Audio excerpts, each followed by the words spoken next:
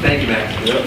You know that they're going to come at you with everything tomorrow. I mean, and this has been their MO. They lost 3 games against Milwaukee, and the 3 games after that were probably their best 3 games of that series. How much do you, no matter who's out there for them, whether Marcus comes back or not, how much do you expect them to sort of ramp up what they do tomorrow? Yeah, I mean, it's expected in any series. You know, they're going to come out, you know, desperate to get a win, trying to get one on the road, you know, no matter who's playing. So, you know, we're expecting them to come out with a lot of, you know, fire, passion, and expecting them to come out desperate to try to get one on the road. How much, I mean, they're, Dana Tice said it, a couple of guys said it last night, that you know, their line was, we won 3 quarters. It was just the 3rd quarter they got away. In a weird way, can that inspire you guys too? They feel like they outplayed you guys. Yeah, no, for sure. We didn't play our best basketball either. You know, besides that, you know, 3rd quarter where we, you know, held them to like 14 points, I think it was. But I mean, other than that, you know, we didn't play our best on either end of the floor. So, you know, we watched film today, made some adjustments, and you know, we feel like we'll be ready for game 2. Whenever a series begins, is there a kind of feeling out moment you have early on in the games? And if there is, do you expect that to be the same when Marcus and Al potentially come back? Yeah, I mean, really, just each game is its own game.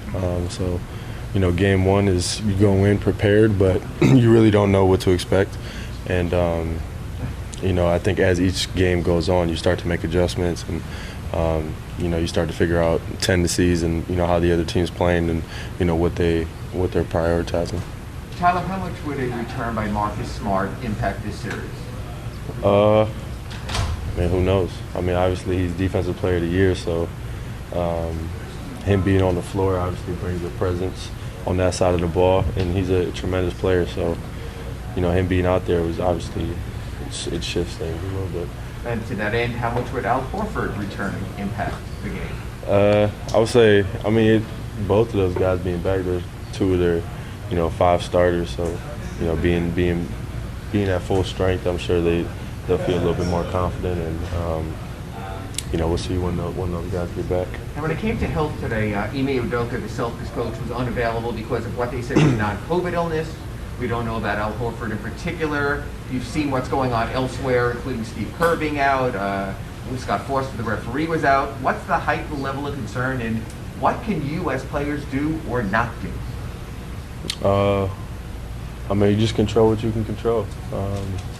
You know, there's a lot of sicknesses going around that we can't control, but you just try to stay out the way and, you know, hope everything goes well, I guess. Tyler, what do you think triggered that big 3rd quarter from you guys in game 1? I want to talk about a discussion at halftime where you guys really just buckled down. What was that discussion like going into the 2nd half? We're just, you know, the vets were just, you know, vocal, and you know, we know we didn't play to our best ability, you know, in the 1st half. So, you know, we just talked about it, got each other fired up, and, you know, obviously the 3rd quarter was, you know, the 3rd quarter, and that's where we were able to, you know, gain our lead. If Jimmy can say, don't call me a scorer after scoring 41, and I think he's averaging 30 in the playoffs, he's not a scorer right now, then what is he? Superstar. He's doing everything, so, you know, that's what superstars do. You know, Tyler. No, go ahead. Go ahead. Tyler, you seem to have you know, a lot of comfort as a creator, creating space when you came in that 2nd quarter. What's changed for you as this game, as you know, the competitive series moves along? Just trying to see what adjustments they make on that side of the ball on defense.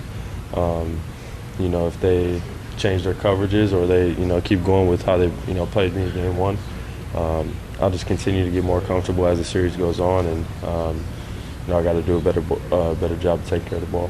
What do you remember about when Max first came to Miami? Do you remember him playing with the Celtics at all? And seeing you boys out here, what you kind of know about him?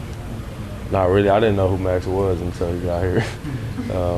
But I mean, the first day he got here, he didn't miss a shot. So, you know, I knew he wasn't gonna, you know, be going anywhere. He's gonna be here for a while, and you know, he's just continuing to, you know, progress every single day. Speaking of Max, you had a moment in the game. There was a lot of moments where the crowd, you know, got crazy. What was your favorite one? Maybe on the floor or off the floor? happened to you guys or against you guys? Because there was a lot of. Last night? Yeah.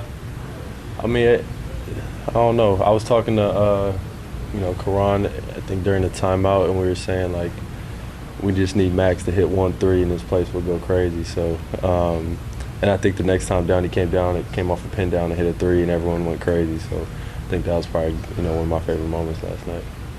Not the Max Jones. They're all good. Is Pepas, like, when you hear that, is that okay, relax a little, or you guys still have to say a lot? Because it might have come a little early last night. It did. I was thinking that. It was like, I think there was like 4 minutes on the clock. 3-something. Yeah. But yeah, I mean, whenever they played, I guess that's the cue that we got the W. But no, we got to keep going and play till the zeros on the clock. On that note, with all the fans in attendance now, compared to the last time you met them in the Eastern Conference Final, is the intensity level different from that first conference final you went to? Yeah, for sure. Just having, fans and everyone in the arena, I think it creates a different type of environment. And then just having, all you guys around too with the cameras and, everything else, kind of just feeds into the atmosphere that's, you feel the buzz around the arena that is the Eastern Conference Finals. All right, thank you. Appreciate it.